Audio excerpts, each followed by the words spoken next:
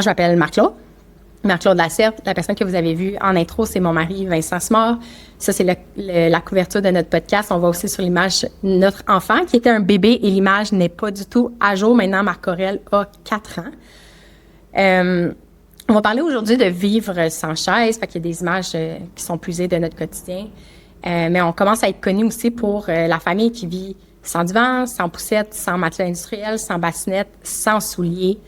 Puis pour nous, c'est pas une façon de se priver. On fait pas ça parce que on veut souffrir et vivre dans l'inconfort perpétuel.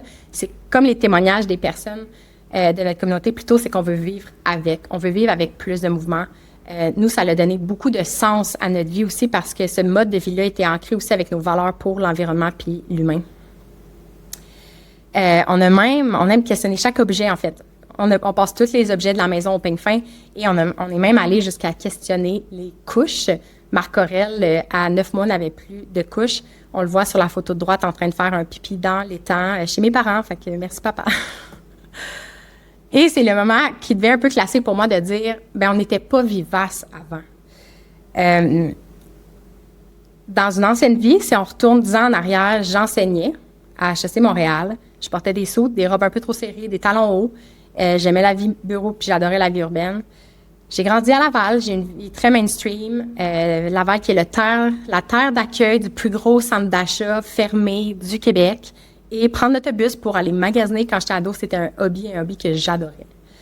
Et Vince, lui, est ingénieur, un bac en génie logiciel. Il a travaillé dans une grande entreprise dans son domaine avant. Puis ça, ces choses-là de notre CV, en guillemets, là, je le disais pas avant, parce que je savais pas si c'était vraiment important dans notre histoire, mais on commence à réaliser que quand on en parle, il y a des réactions qui se disent « Ah, mais ils sont peut-être pas si fous qu'on pensait, ces gens-là. » Parce qu'on s'entend que les réactions fréquentes aux idées qu'on présente, c'est que c'est radical ou c'est intense, ou c'est weird ou c'est ridicule. Ils commencent même à avoir un running gag qu'on a créé une secte. Puis j'y repense, puis je me dis, on peut pas vraiment blâmer. En fait, souvent, le running gag vient du chum des filles, parce que notre audience, c'est beaucoup des femmes. Puis, je me dis, on peut-tu vraiment le blâmer? Parce qu'à un moment donné, il revient un jour, puis sa blonde s'est débarrassée du divan. Fait que je comprends qu'il se dit, mais dans quoi ma blonde m'embarque encore une fois? Fait qu'aujourd'hui, on veut tout simplement partager sous forme d'histoire l'évolution graduelle qu'on a eue sur plusieurs années pour passer d'une vie comme assez mainstream à la vie qu'on a aujourd'hui, qui est jugée atypique. Puis on veut aussi démontrer finalement que c'est le fruit d'un travail qui est très méthodique et réfléchi. Fait qu'on veut aussi tout simplement vous présenter un chemin de vie. On n'est pas là pour prétendre que notre façon de faire, c'est la bonne, mais juste de dire, ça, c'est le chemin qu'on a suivi, puis voici les bénéfices qu'on en a retirés. Fait que Vivace, concrètement, ce qu'on fait depuis des années, c'est qu'on expérimente, on documente ce qu'on essaie, puis on le partage. Puis la majorité du contenu est gratuit et sera gratos pour toujours. Fait un exemple de format qu'on a fait, on faisait une vidéo en direct par semaine pendant 1 an de temps et toutes les expérimentations qu'on a faites dans notre appart, il va y avoir plein de photos de ça aujourd'hui, on les partageait en ligne au fur et à mesure.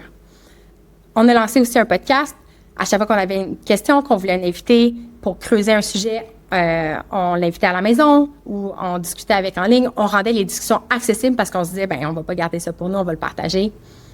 Notre Instagram s'est mis à décoller quand on faisait notre marche du matin.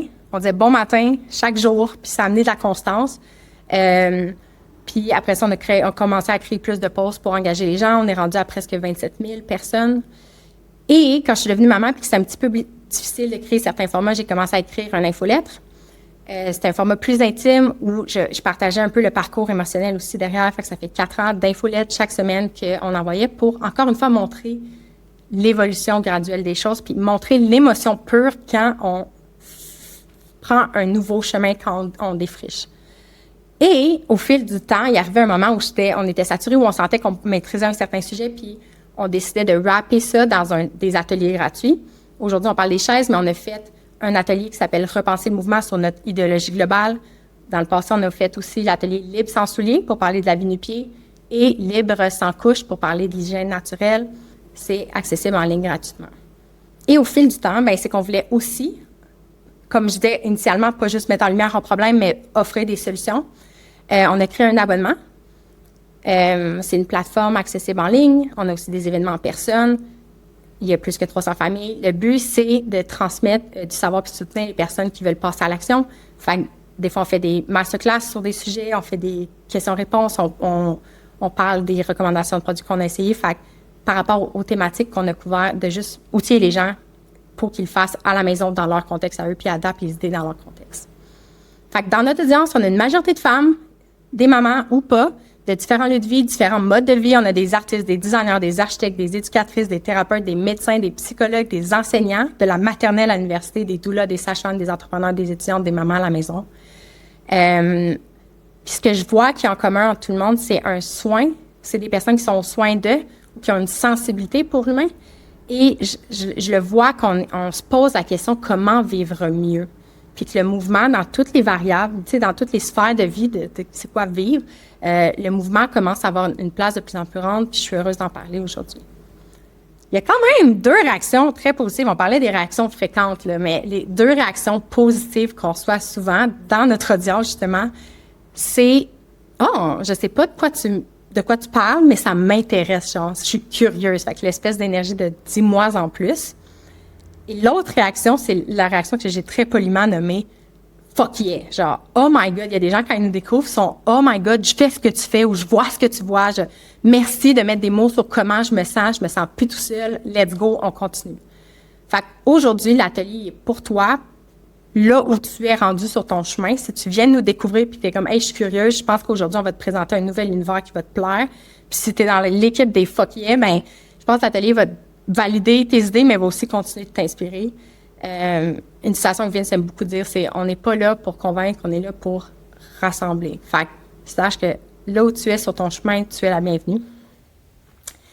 Concrètement, aujourd'hui, je vais parler des effets de la chaise sur notre corps, mais on va zoom out, puis on va aussi parler de l'effet de la chaise sur le design de notre maison entière, et on va zoom out encore plus pour parler de l'effet de la chaise sur l'expérience de vie des enfants dès leur naissance.